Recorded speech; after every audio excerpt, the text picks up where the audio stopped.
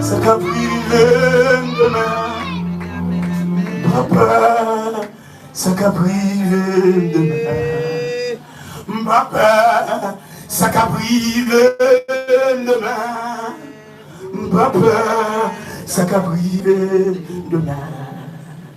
Allah, il est sauveur spécial moyen. Allah, il est sauveur pour moi. C'est un moyen de la vie à courir. C'est un moyen de la vie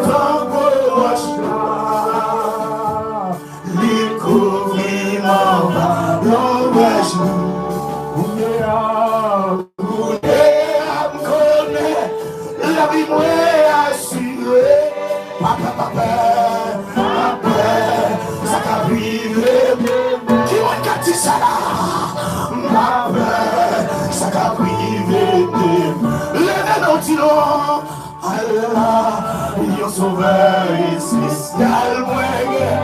Est-ce qu'on est d'accord? Allah, il est mon sauveur. J'ai un moyen proche là, côté de la vie à coup. Lève-moi tu là.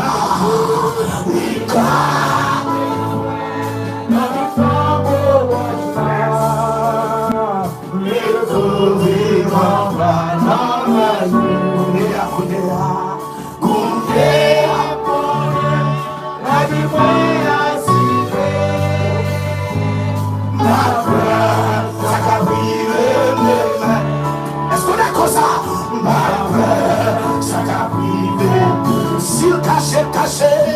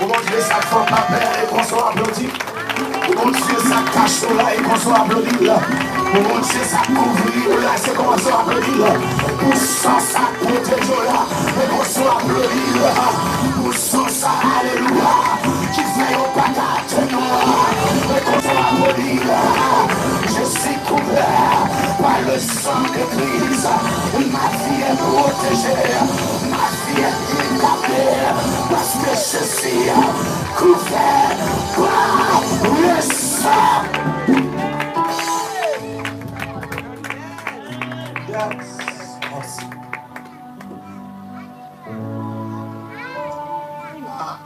Il y a une servante qui a un message, il a communiqué quelque chose.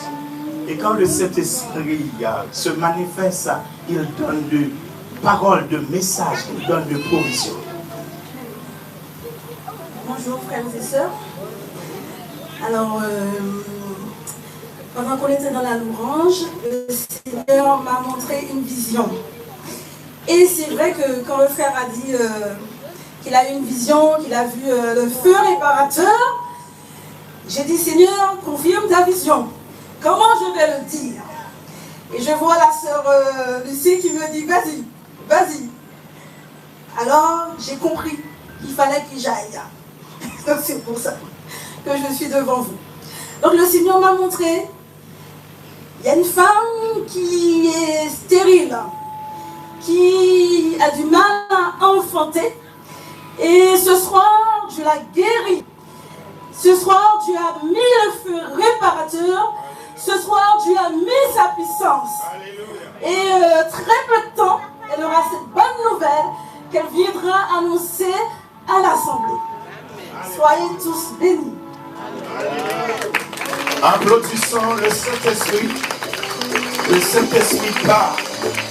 Le Dieu part. Alléluia. Dimanche matin, je disais ça.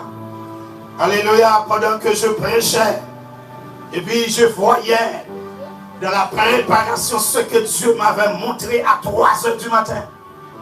Et puis le Saint-Esprit m'a saisi, poussé pour dire, le jour que je dois prêcher, je dois faire l'évangile avec la chair et le sang, je ferme ma Bible.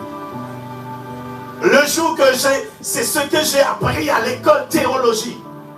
C'est que j'ai appris sur internet dans les livres que je dois répéter, je ferme. J'abandonne. Parce que ça va m'emmener nulle part. Mais autant que le Saint-Esprit est en moi, autant que le Saint-Esprit est là où, alléluia, je suis, dans l'assemblée où je suis, là, alléluia, il y a des servants, des serviteurs, autant que le Saint-Esprit se manifeste, autant que je vais, alléluia, de l'avant, autant que je marche, autant que j'avance, autant que je monte, autant que je prends de la dimension, l'évangile. Puisque Dieu ne m'a pas appelé pour marquer pas sur place, mais appelé pour aller de gloire en gloire et de victoire en victoire, de dimension en dimension. Criez dimension en dimension. Dimension en dimension. Alléluia. Le Saint-Esprit veut changer les choses en ce soir. Puisque depuis premier mercredi, je vous ai dit, deuxième mercredi, la méditation pour pasteur Charles, et troisième mercredi pour moi. Je vais méditer autour du thème. Mais je persiste. Puisque Dieu a confirmé ce qu'il m'avait montré, le feu réparateur. Je vous ai donné l'appui de la parole avec Moïse qui voyait le feu. Mais il y a quelque chose qui m'est venu, surtout pour les Haïtiens. Je ne sais pas si Martinique faisait ça avant. Le feu réparateur, ça m'a interpellé. Ça m'a remonté dans le temps, peut-être à 30 ans de cela, quand j'étais petit, en Haïti. Lorsque yon moun gen un mauvais sang en dedans, lorsque moun gen douleur en dedans, et puis moun li a souffri avec douleur, et puis yon fait appel à un médecin naturel.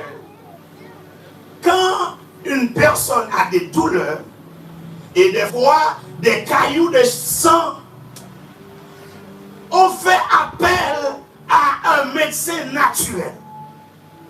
Et ce médecin naturel que quand il vient avec un verre.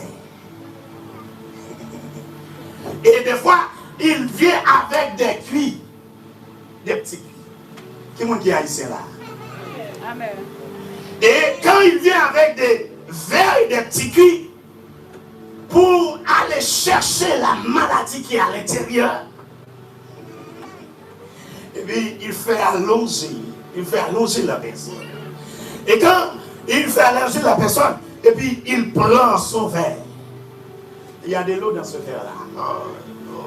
J'allais faire une démonstration beaucoup mieux. Et quand la personne est allongée, maintenant, il cherche là où se trouve la maladie.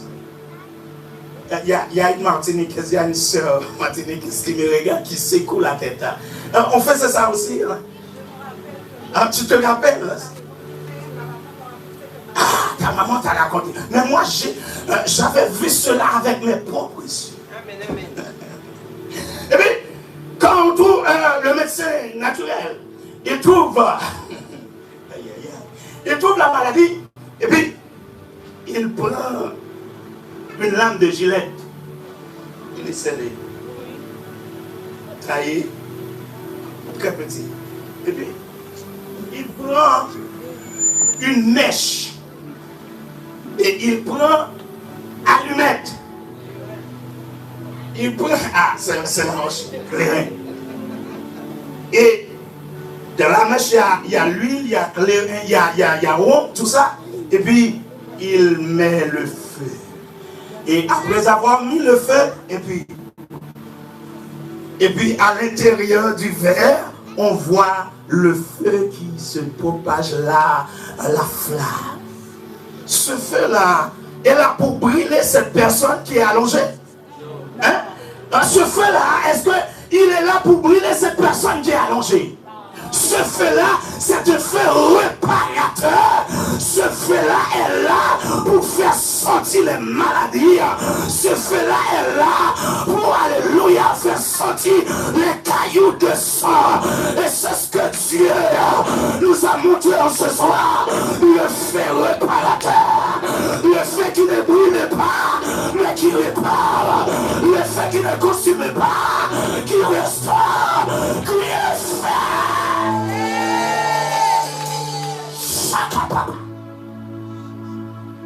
Fait réparateur. C'est ce que Dieu a fait ce soir. Il a mis le feu réparateur. Et c'est ce feu-là qui a déjà réparé les trompes de cette femme. Alléluia. Et ce feu-là qui a déjà réparé les organes génitaux de cette femme.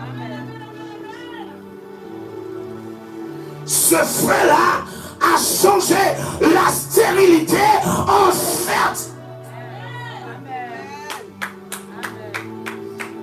La stérilité change en fertilité par le feu réparateur.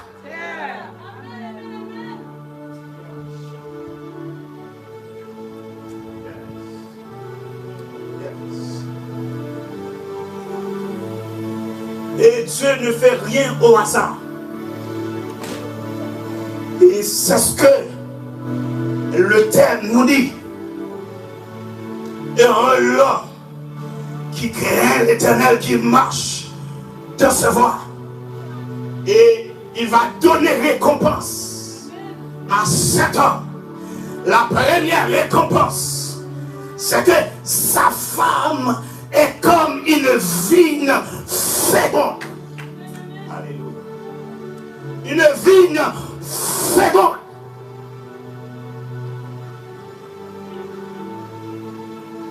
Toi, qui es marié depuis des années, tu attends un enfant. Soit vous êtes dans la salle, soit vous me regardez à travers les réseaux sociaux.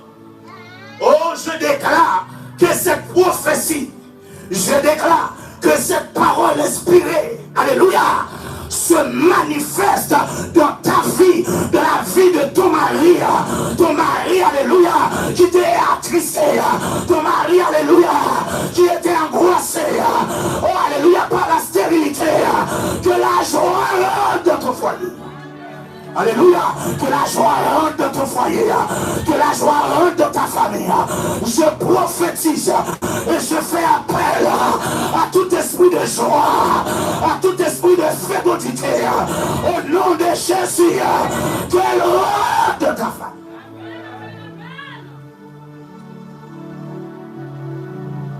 Voilà.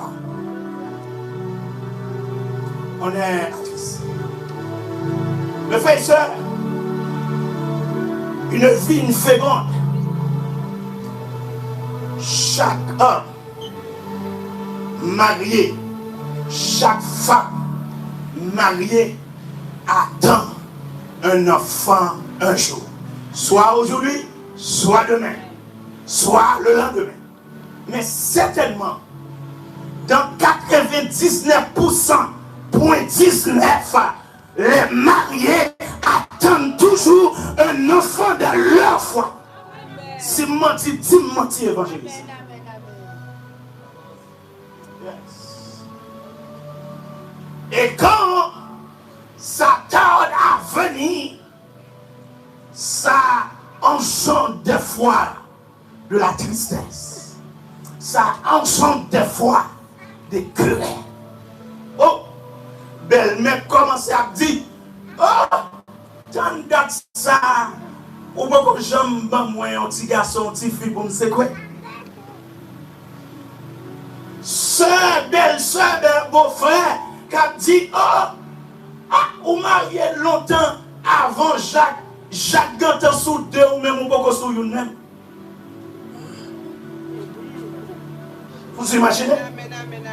Vous imaginez le travail psychologique, le choc psychologique. Je connais des foyers qui sont en querelle, en queue de poisson, divisés même à cause de l'absence d'un enfant. À cause de l'absence, la stérilité, alléluia, de la femme ou de l'homme. Des fois, on pense que les femmes qui peuvent être stériles. Les hommes aussi peuvent en être. Mais en ce soir, le Dieu qui agit dans la vie de l'homme, le Dieu qui agit dans la vie de la femme, le Dieu qui n'a pas de limite. Alléluia. Alléluia. Que ce Dieu, alléluia, puisse rentrer dans ce foyer et donne un enfant au nom de Jésus.